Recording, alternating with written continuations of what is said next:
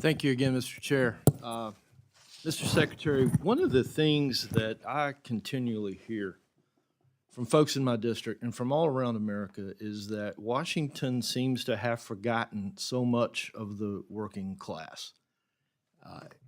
And I see no better example of that than the student debt relief program that's being suggested right now, where folks with dirt and grease under their fingernails are being asked to pay for folks' college education that wear a crest on their sport coat.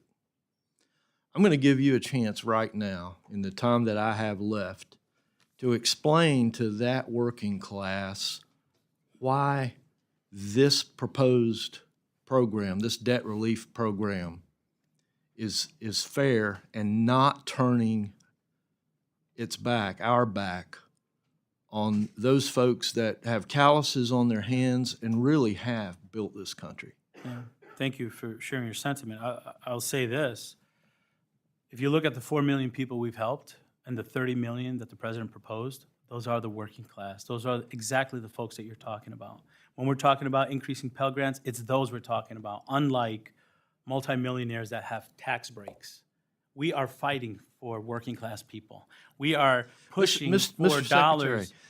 I'm talking about the folks that are plunging toilets every day and cutting pipes and laying bricks that didn't have an opportunity to go to college, and now we're asking them to pay for the education of the folks that you're trying to describe there. Those are different classes. So tell the bricklayers and pipe fitters out there right now, you have the floor for 1 minute and 3 seconds, why they should feel good about paying for these student debt relief programs. We are not only increasing opportunities for those pipe fitters to have opportunities to get more credentials, to get more pay, and some of the legislation that was passed, some of it in bipartisan fashion, are going to increase the opportunities for those folks that you're talking about. But those folks also have children that are going to school. And many of those folks have children who are saying, I can't go to college because I can't afford it, because it's gotten out of control. We are fixing a broken system.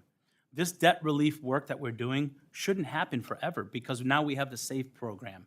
So the children of those bricklayers, those who are building our country, those people that deserve an opportunity to be thought about as well, their children are going to have access that they wouldn't have had before the Biden administration. Mr. Secretary, however, the parents of those children that are laying bricks and fitting pipes have already made their decision. They're into their career, and they're being asked to pay for a different class of folks' education. I find that just tremendously unfair, and I'll be anxious to go back and play your comments over to the folks back at home and see if you've convinced them. Happy to work with you to Thank you. support those